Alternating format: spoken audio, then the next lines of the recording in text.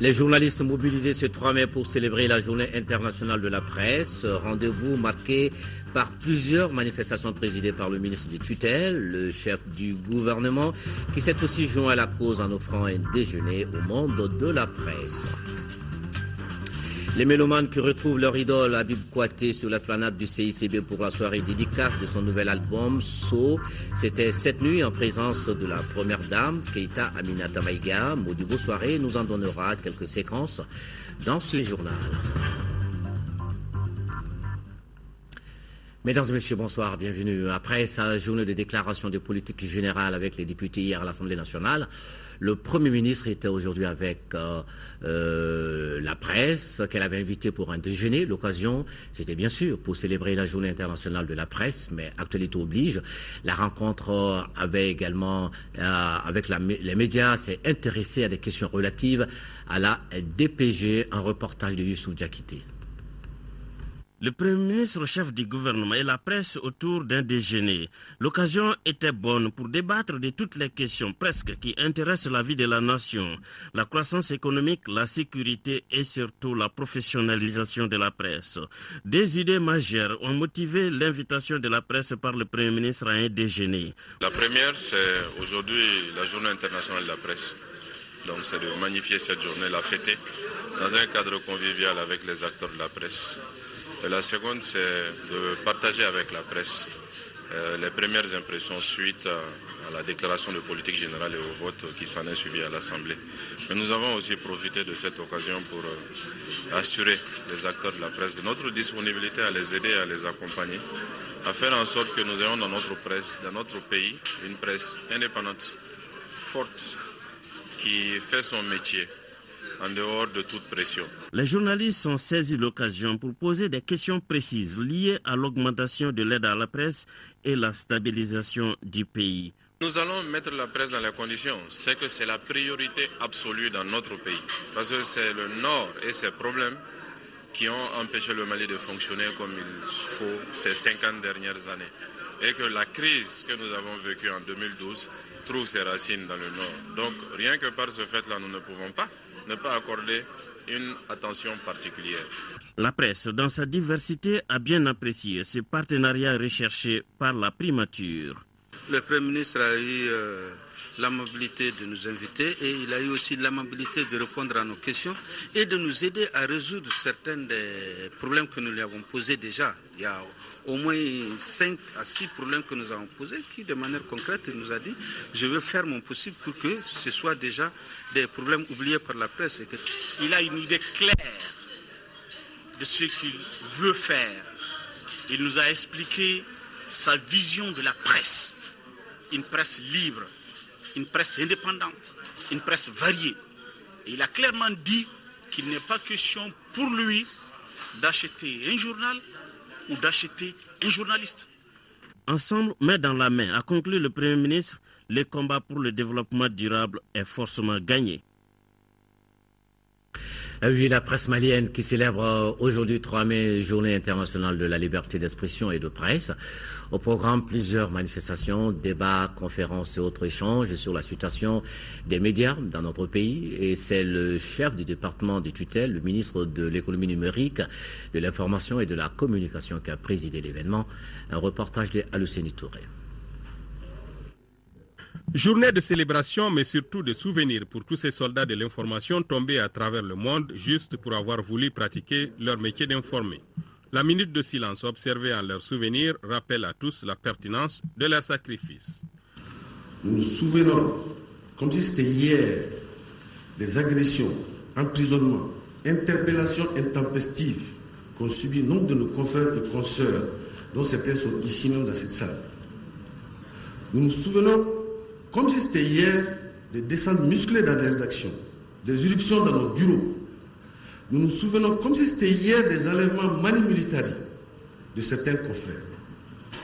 Nous n'oublierons jamais les détentions illégales qu'ont subies certains de nos confrères. Le 3 mai est aussi et surtout un moment de critique et d'autocritique. Se remettre en cause devient dès lors un impératif pour ces hommes de la plume, de la voix et de l'image. Le rôle et la responsabilité de la presse ont largement été rappelés. mais aussi celui des pouvoirs publics. L'UNESCO organise les commémorations de la Journée mondiale de la liberté de la presse avec l'ensemble du système. Les conditions, il est très difficile, ne connaissant pas la situation financière réelle de l'État, de projeter des activités qui peuvent être financées. Avec l'adoption de ce document, une nouvelle ère s'ouvre dans l'histoire du Mali nouveau. C'est dire que notre mandat de député est un couteau à double tranchant pour accompagner le gouvernement d'une part, mais également encadrer, ou plutôt recadrer ses actions d'autre part. Si nous l'exerçons mal, ce mandat, dans un pur style de tolérance ou de complicité, nous aurons failli à notre devoir, situation pouvant conduire à un désastre du système démocratique et à une régression sur le plan socio-économique. Aussi, voudrais-je féliciter à la fois la majorité et l'opposition, même si je sais qu'elle a pratiquement voté oui dans son cœur, et l'opposition pour avoir fait un exercice à la hauteur du Parlement malien et de notre démocratie. J'ose espérer que cette dynamique va s'inscrire dans la durée. Sans langue de bois, le chef du gouvernement a donné des explications claires sur des questions relatives à la lutte contre la corruption, le redressement de l'école malienne, l'économie, les infrastructures routières et bien d'autres sujets. Au sujet de la dette intérieure du Mali, estimée à plus de 195 milliards de francs CFA sur la période 1995-2012, plus de 73 milliards ont été rejetés pour non-conformité. Une façon, selon le chef du gouvernement, de mettre un holà à certaines pratiques malsaines. Autre bonne nouvelle annoncée par le Premier ministre, c'est la reprise des travaux de l'usine de phosphate de Tilemsi. Un exercice républicain qui a enregistré la présence de plusieurs personnalités, dont l'ancien président de la République par intérim, le professeur Diankounda Traoré, qui a été salué pour le rôle qu'il a joué pendant la transition. Vérité et contre-vérité, c'est cela aussi une des règles du jeu. Une journée marathon à l'issue de laquelle le chef de gouvernement peut se targuer d'avoir réussi son premier test grandeur nature. Il s'agit à présent de la mise en œuvre des différents axes de cette DPG. Merci Mohamed Diarra. Alors, désormais, plus rien ne s'oppose à la mise en œuvre du programme d'action gouvernementale. Au sortir de l'adoption de la déclaration de politique générale, le chef du gouvernement s'est réjoui de s'être soumis à une obligation constitutionnelle. Moussa Mara et son équipe entendent s'investir pour le mieux-être des Maliens. Il a dit au micro de notre reporter Mamari Kone. Aujourd'hui, nous venons de franchir une étape majeure, mais il y a beaucoup d'autres étapes qui viennent. Il fallait qu'on donne droit aux règles constitutionnelles et qu'on se soumette aux exigences de notre loi fondamentale. Cela fut fait, les débats ont été intéressants, ont été francs. L'opposition a joué son rôle, à son honneur, et la majorité aussi. Et nous entendons justement poursuivre de très bonnes relations avec le Parlement dans cette direction-là. Faire en sorte qu'il joue son rôle de contrôle de l'action gouvernementale et de législation et que nous, on puisse continuer nos activités en rendant compte régulièrement au Parlement et en travaillant pour le bonheur des Maliens. C'est une impulsion importante qui vient de nous être donnée et nous allons l'utiliser au mieux des intérêts des Maliens, Inch'Allah. Comment comptez-vous mettre en œuvre cette DPG ? Mettre en œuvre la DPG, il faut d'abord savoir que le programme d'action gouvernementale est l'ossature de la déclaration de politique générale. Il est déjà en œuvre. Ce que nous allons faire, comme on l'a dit, c'est de configurer ce programme pour que les résultats soient mieux perceptibles et plus évaluables. Donc les éléments de la DPG qui doivent aussi être pris en compte dans le programme, on le fera comme on a commencé et nous procéderons, comme on l'a dit, à des évaluations régulières de l'ensemble du gouvernement, de tous les ministres, pour que l'action de chacun puisse être évaluée à l'aune de ses performances. Comme je l'ai dit, on ne peut pas demander aux agents d'être performants si nous, on ne s'astreint pas à l'obligation de performance. Donc c'est quelque chose qui est entamé et nous allons nous battre pour qu'il se traduise par le bien-être quotidien, régulier, durable de l'ensemble de nos compatriotes sur l'ensemble du territoire national. Et nous passons maintenant à d'autres sujets de l'actualité, la fidélisation des sages-femmes dans les zones rurales. Un défi pour l'atteinte des objectifs du millénaire pour le développement. C'est le thème de la 17e journée internationale des sages-femmes célébrée aujourd'hui. Un thème sur lequel la réflexion sera portée pendant 2 jours pour une meilleure répartition des services de sages-femmes sur le territoire national. Un reportage de Mamoru Sidibé.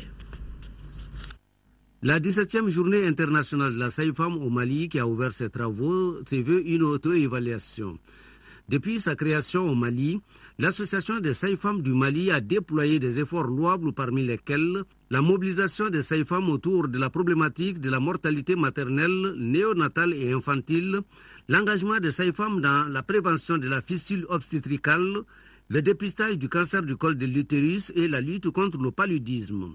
Occasion pour la présidente de l'association de solliciter l'appui du département. Monsieur le ministre de la Santé et de l'Hygiène publique, malgré notre détermination à apporter notre modeste contribution à la réduction de la mortalité maternelle, néonatale et infantile, nous vous demandons toujours de bien vouloir examiner les mesures incitatives pour les sages-femmes travaillant dans les zones difficiles, conformément aux recommandations de la Vision 2010.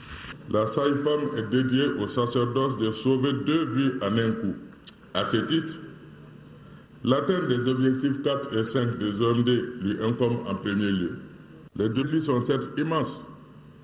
Si l'on sait que dans notre pays, le taux pour la mortalité maternelle est encore de 464 pour 100 000 naissances vivantes et le taux de mortalité néonatale de 58 pour 1000 selon les dernières statistiques dont nous disposons. Pour la marraine de la journée, le thème retenu est un défi pour l'atteinte des objectifs du millénaire pour le développement. Le thème choisi cette année, à savoir la fidélisation des sages-femmes dans les zones rurales, est un défi majeur pour l'atteinte des objectifs du millénaire pour le développement.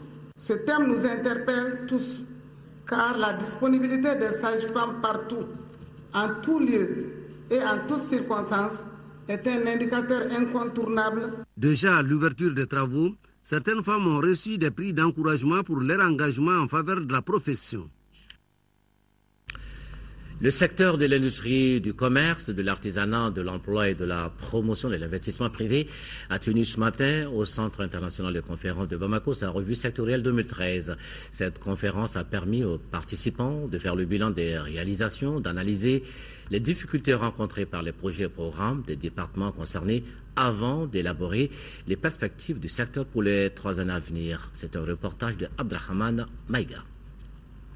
Cette revue sectorielle concerne l'industrie, le commerce, l'artisanat, l'emploi et la promotion de l'investissement privé. Elle a permis aux acteurs du secteur de faire le bilan des actions réalisées courant 2013 et d'étudier les perspectives.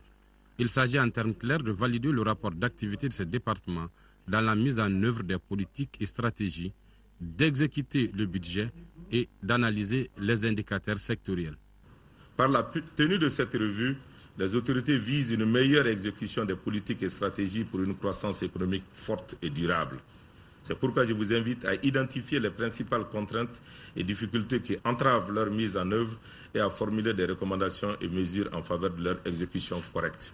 Cette revue a permis également de faire ressortir les difficultés rencontrées par les acteurs dans l'exécution des projets et programmes d'une part et d'autre part de programmer les activités pour les 3 années à venir. L'examen judicieux par les cadres avertis que vous êtes permettra, j'en suis sûr, d'aboutir à des résultats qui tiendraient compte des acquis et avoir un regard responsable sur le futur. Les leçons tirées de cette revue, j'en suis persuadé, vous permettront d'élaborer un plan d'action à la hauteur des attentes des populations. À l'issue de la rencontre, plusieurs recommandations ont été formulées, parmi lesquelles le renforcement du niveau d'organisation et de qualification des artisans et leur encadrement, l'élaboration d'un document cadre portant définition de la politique commerciale du Mali et enfin l'accroissement du budget alloué aux différentes structures du ministère de l'Emploi et de la formation professionnelle.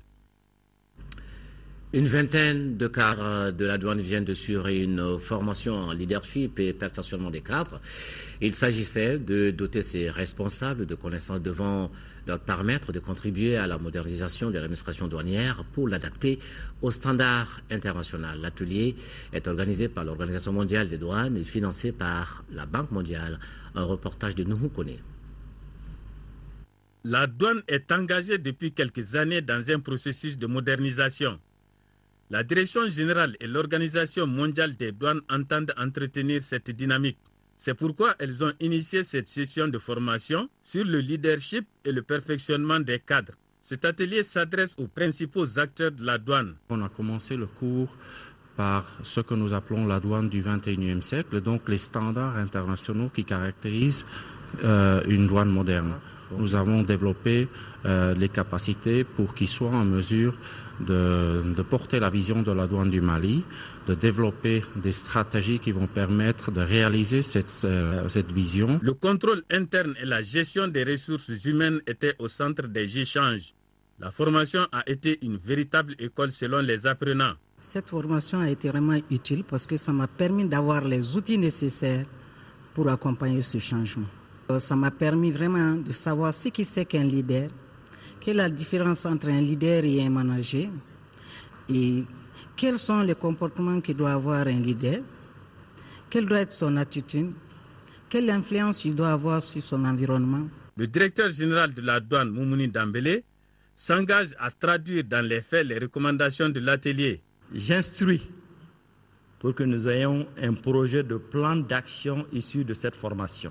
Nous nous sommes attelés à ce que la douane malienne soit un modèle au niveau du Mali et au niveau même de la sous-région.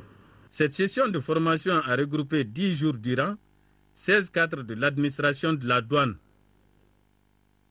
Voilà, c'était un reportage de Nuhun Sissoko. Les travaux du forum sur les prévisions climatologiques pour les pays de la zone soudano-sahélienne ont pris fin cet après-midi, ici à Bamako. Les travaux qui ont duré 4 jours ont permis aux experts en climatologie, en agrométéorologie et en hydrologie de dégager certaines caractéristiques relatives aux précipitations, au débit moyen des cours d'eau et les séquences sèches. Ils ont ensuite formulé des recommandations et des résolutions. Un reportage de Abdrahman Maïka. Au terme de 4 jours de débat, les experts sont parvenus à des résultats probants en matière de prévision saisonnière des pluies. Des caractéristiques agroalimentaires, des écoulements pour la saison des pluies 2014 sont dégagés pour l'Afrique de l'Ouest, pour le Tchad et le Cameroun. Les résultats de ces différentes tendances probables donnent les précipitations, les dates du démarrage et de fin de saison, les séquences sèches, les débits moyens des hautes eaux au cours de la saison des pluies 2014. Les dates de début tardives anormales sont prévues en particulier sur la façade ouest de la bande sahélienne, sur toute la partie nord de la bande agricole du Sahel élargie à toute la partie sud du Tchad. Les participants recommandent aux populations de suivre les mises à jour qui seront faites en juin, juillet et en août par les services météorologiques. Et pour assurer une bonne campagne agricole, les experts invitent les services techniques à un suivi rapproché de la saison des pluies tout en informant les autorités compétentes et les populations sur les risques d'inondation. Ces informations sont d'une extrême importance pour nos économies fragiles et nos populations très vulnérables à la variabilité et au changement climatique. Je vous invite donc à une très large vulgarisation de ces résultats dans notre région, et cela de manière pédagogique. Il est à rappeler que ce forum qui s'achève va regrouper plus d'une centaine de participants composés de climatologues, des agrométéorologistes et des hydrologues venus de l'Afrique de l'Est, du Tchad et du Cameroun.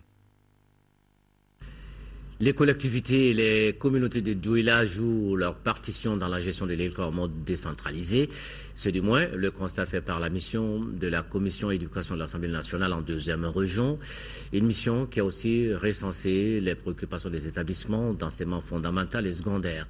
Nos envoyés spéciaux, Seydou Sissoko et Nuhun Sissoko. Améliorer la qualité de la formation des maîtres d'école, poursuivre la construction de salles de classe et d'infrastructures pour les services déconcentrés, renouveler le matériel de la salle informatique et du laboratoire du lycée Doélé Mariko de Douala avec ses 883 élèves, voilà entre autres attentes des responsables et des communautés du Baniko dans le domaine de l'éducation. Il y a d'abord l'insuffisance des infrastructures, il y a la faiblesse des niveaux des enseignants. Et au lycée, les laboratoires manquent des produits chimiques. Pour le moment, nous ne bénéficions pas d'équipement. Pas d'ordinateur, pas de photocopieuses, pas de véhicules. Le cercle a mis à notre disposition un bâtiment tout neuf. La gestion de l'école en mode décentralisé n'est pas un vain mot dans le cercle de Douala. Le fonds ADAS alloué au comité de gestion scolaire a une traçabilité et les budgets communaux appuient les écoles. Ma collectivité appuie l'éducation en recrutement d'enseignants et en petit matériel. Aujourd'hui, j'ai 14 enseignants en charge sur le budget communal. Dans chaque budget des collectivités, il y a des rubriques qui concernent l'éducation. Ça veut dire que les présidents des organes des collectivités sont vraiment engagés en même temps que la communauté pour rehausser l'image de notre école. Malgré ces efforts, certains enfants ne bénéficient pas pleinement de leur droit à l'éducation. Un fonctionnaire de l'État qui est régulièrement payé et qui abandonne les services 1 à 2 semaines jusqu'à 1 mois sans motif valable, je pense que ça, c'est des situations à corriger. Lors des visites dans les différentes écoles, le vice-président de la commission éducation de l'Assemblée nationale a invité les élèves au travail et à la discipline. Selon lui, c'est à ce prix qu'ils pourront assurer la relève tant attendue. Construit en novembre 2011, le lycée public de Kéniéba est aujourd'hui confronté à plusieurs problèmes. Manque d'entretien avec une dégradation prononcée des infrastructures, déficit d'eau potable puisque l'établissement ne dispose d'aucun forage, la liste est longue, ce qui n'est pas sans incidence négative sur les performances des centaines de scolaires qui fréquentent cette école. C'est le constat fait par les députés de l'Assemblée nationale qui ont visité cet établissement ce mardi. Nos envoyés spéciaux à Kéniéba, Daouda Sidiki Diarra et Aruna Diarra. À l'instar des autres lycées publics de la première région, celui de Kéniéba manque crucialement d'infrastructures scolaires. 2 des 15 salles dont disposent les lycées ne sont pas équipées en table-banc, toute chose qui occasionne le pléthore d'effectifs dans les classes. Nous débutons un peu dans des difficultés. D'abord, il y a le problème des centres qui à présent n'est pas très clair, où on nous demande de faire une réduction des centres, de 5 centres à peu près, à supprimer. Nous étions en train de nous battre. Nous avons écrit à qui des droits. On vient de nous informer qu'il y a un professeur de mathématiques qui abandonne des élèves de 9e. Pour aller où? Pour aller peut-être dans la mine, on ne sait pas exactement. Nous allons écrire à qui des droits. Selon le censeur, depuis sa création en 2001 jusqu'à nos jours, ce lycée n'a jamais été entretenu ni clôturé, exposant ainsi les élèves et les enseignants à toutes sortes d'insécurité. Aussi, les professeurs n'ont pas de véhicule de fonction. À ceci, il faut ajouter l'absence de logement pour les enseignants. Les parlementaires ont rencontré la direction de l'école avant de se prêter aux questions des enseignants. Ceux-ci ont égrené un chapelet de revendications, notamment les retards dans les avancements, d'autres sont dans leur 5e année. Les plans de carrière pour les enseignants des collectivités, les manques de salles de réunion des professeurs.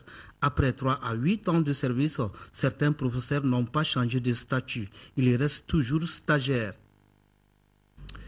Suite de la tournée du chef d'état-major général des armées dans le nord du Mali, le général Mahaman Touré, accompagné d'une forte délégation, a au cours de ce périple qui l'a conduit jusqu'à la frontière algérienne, rencontré les troupes, les populations, mais aussi l'ensemble des partenaires de œuvrant pour la sécurité et la stabilité dans cette partie du pays. Il se dit très satisfait du séjour dans la Drave des Iforas.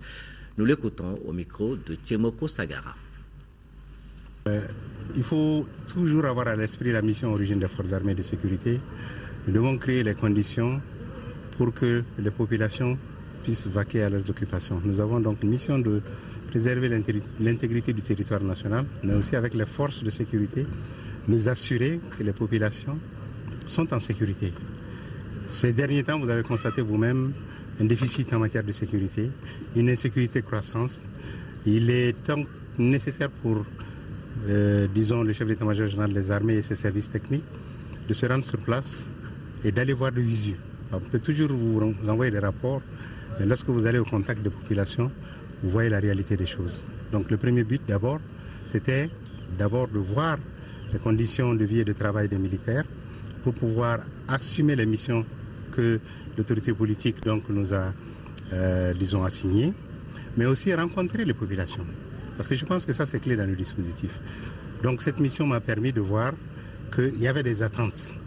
Mais il y avait aussi l'engagement des militaires à pouvoir accompagner, à faire ce travail-là. Lorsque nous avons discuté avec eux, ils ont dit qu'ils accompliront toutes les missions que nous allons leur assigner.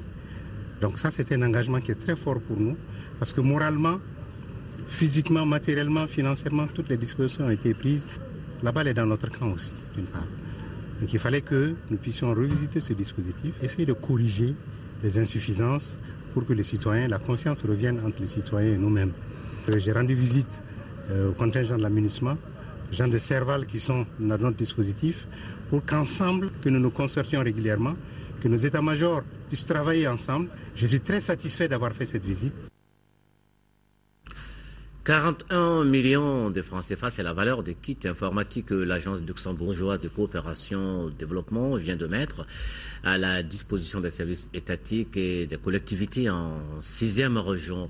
Après avoir participé à la réhabilitation de certaines structures administratives, Lux Développement veut ainsi contribuer aux efforts entrepris par l'État malien dans la fonctionnalité des services sociaux de base et améliorer du coup leurs conditions de vie. C'est un reportage de Yaya Tandina. C'est pour assurer la fonctionnalité des services sociaux de base en 6e région que des kits informatiques ont été distribués. Le deuxième du genre de l'agence luxembourgeoise Lux Développement est composé de 25 ordinateurs, 4 photocopieuses et 26 imprimantes pour un coût total de 41 millions de francs CFA. Ce don de Lux Développement va contribuer à améliorer les conditions de travail des représentants de l'État ainsi que les collectivités. Un grand merci à l'État malien et son partenaire. Et j'ose espérer donner l'assurance aux partenaires à l'État malien, au nom de l'ensemble de ses bénéficiaires, que bon usage sera fait de ces différents matériels. Je sais que nous verrons l'impact en cette période de retour de la restauration et du démarrage de nos activités. Vous savez très bien que nous sommes dans une situation de léthargie où la communication passe difficilement, où la remontée des documents périodiques se fait difficilement.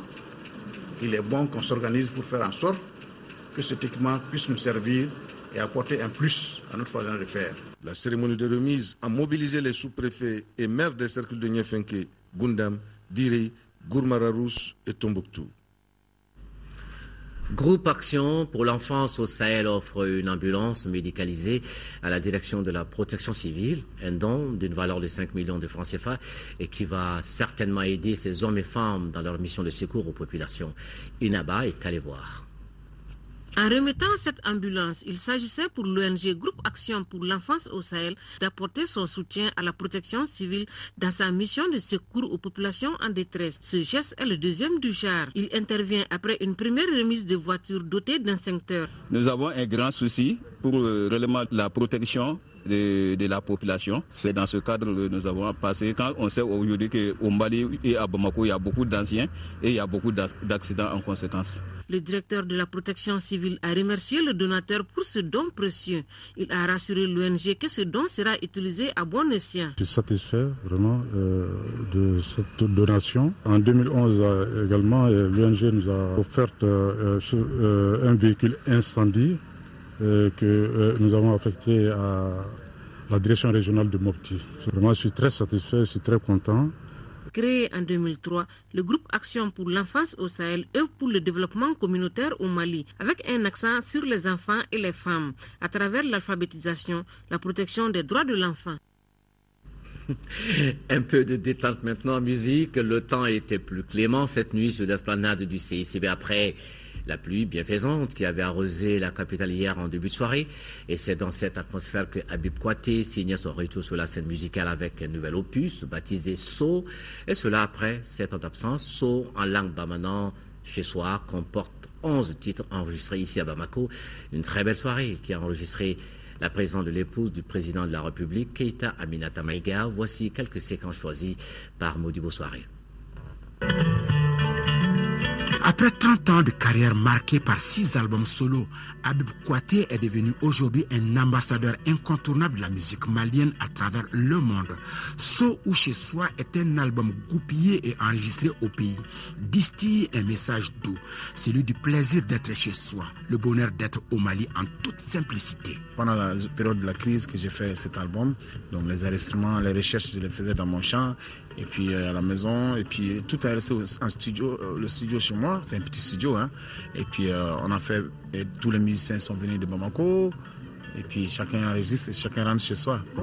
Dans ce nouvel opus, Habib nous transporte dans son univers musical, l'artiste a cet art ou encore ses dons de mélodie qui fait de lui l'un des meilleurs dans ses registres, en tout cas du continent africain. Cette nouvelle production de Habib a vu la participation exceptionnelle d'un nouveau groupe de jeunes musiciens qui nous prouvent que la musique malienne a un bel avenir devant elle. Il y a beaucoup de musiciens qui ont participé. Il y a déjà au piano, il y a Charlie et Auguste qui a joué le clavier, qui a l'ingénieur aussi qui a enregistré tout. Et il y a mon fils qui a enregistré 2 morceaux qui s'appellent Cheikh Tidiane Kouaté, c'était. Et puis j'ai invité sur certains morceaux d'autres artistes. J'ai invité sur Tereré. Toumani Diabaté est venu jouer à la maison, vraiment très gentiment. Et Maseko aussi sont tous venus quand j'ai fait hommage aux grands virtuoses de Gboni et de Kora. Dans cet album, Habib nous chante la paix, l'unité et la réconciliation nationale, mais aussi l'amour et la cohésion sociale. En somme, So se veut donc un album fédérateur. Des guest stars comme Soumaïla Kanouté, Bouyo Kouyaté, neveu de la vedette du jour, et surtout Master Soumi était aux côtés de Habib pour ce concert dédicace à travers des prestations qui ont émerveillé l'assistance. J'ai passé une très belle soirée. Tout simplement, c'est merveilleux et j'invite tout le monde à acheter ce nouvel album 2014 intitulé So, parce que d'abord il parle du pays, mais je pense que tous les âges s'y retrouveront, les vieux, les jeunes, les enfants. Habib est un artiste formidable parce que je le connais depuis longtemps, simple, humble, qui crée beaucoup à partir de ce qu'on a chez nous. Donc je lui dis félicitations, bon vent et j'invite tout le monde à acheter cet album. Avec un pied solidement ancré dans le passé et l'autre résolument dans la mouvance de l'évolution du monde actuel, nous pouvons dire que Habib Kouyaté est l'artiste d'une génération qui a été témoin de la chute des barrières culturelles. Et cette nouvelle production du prix RFI Découverte 93 en est une parfaite illustration.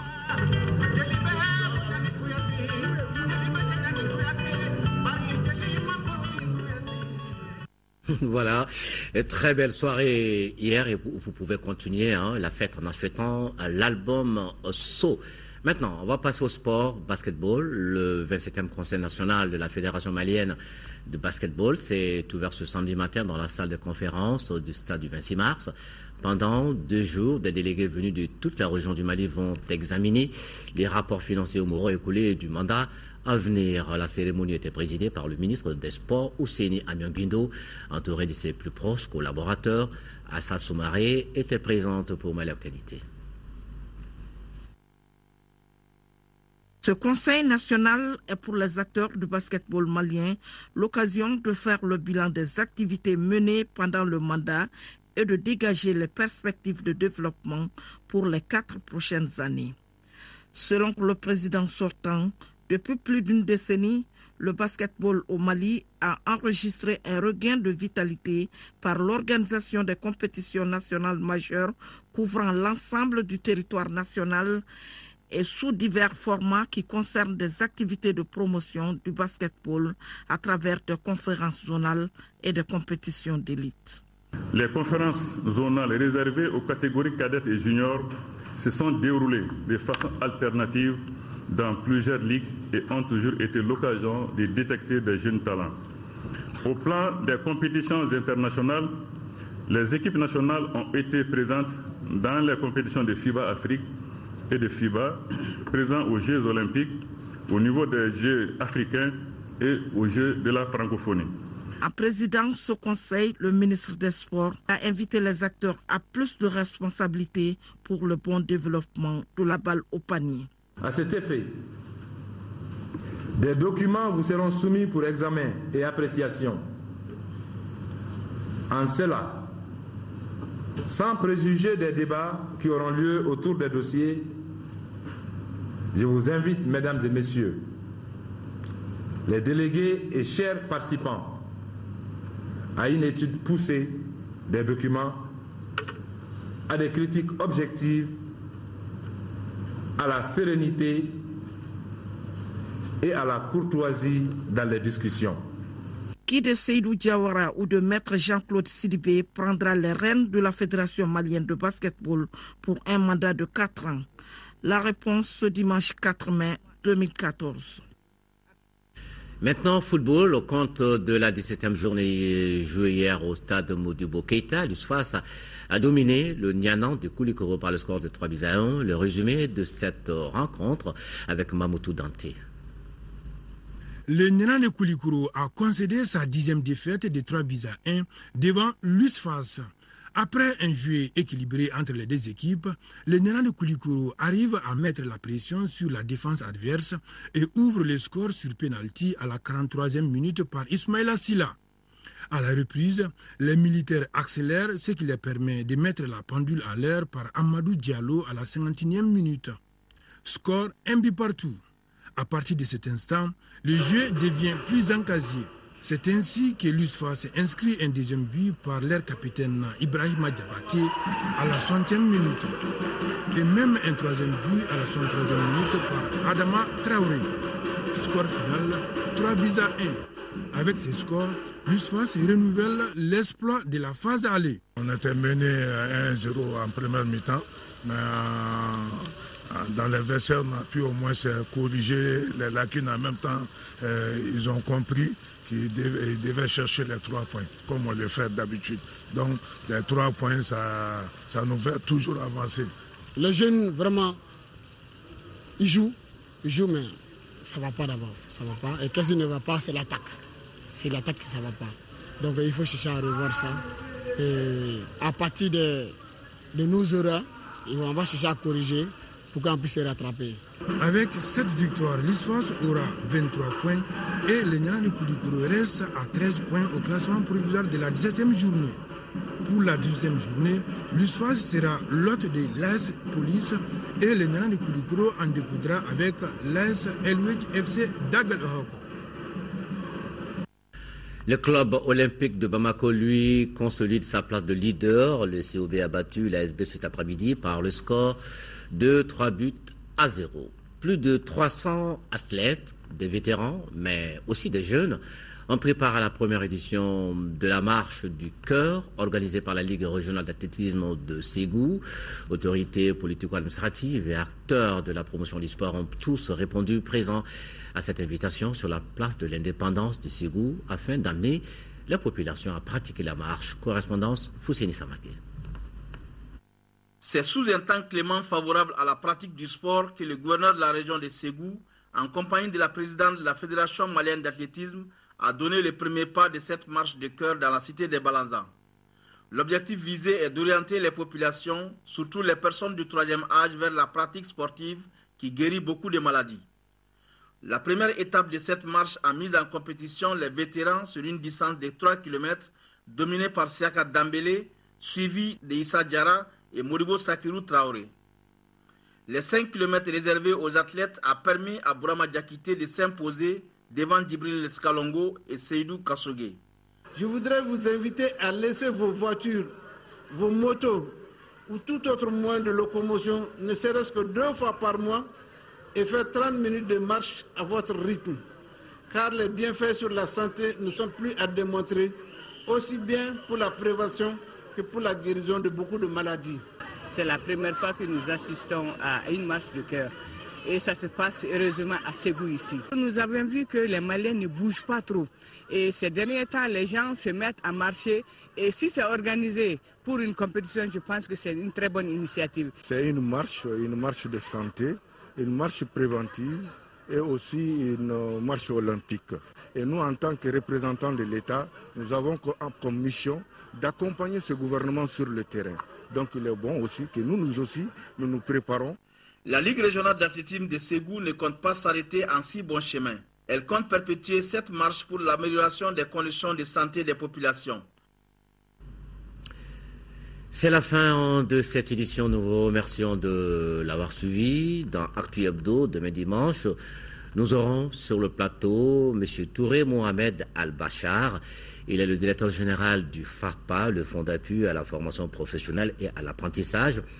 Le FAPA qui vient justement d'accueillir la 7e Assemblée générale du réseau africain des institutions et fonds de formation professionnelle, RAFPRO.